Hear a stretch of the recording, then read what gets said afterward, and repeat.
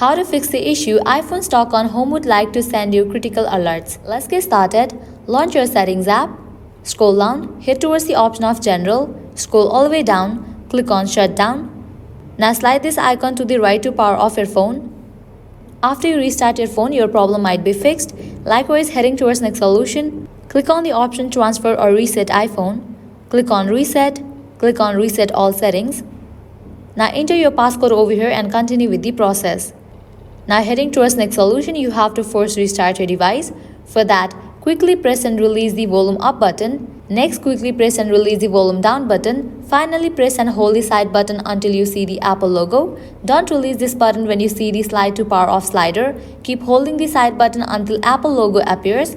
Once it appears, you can release the button.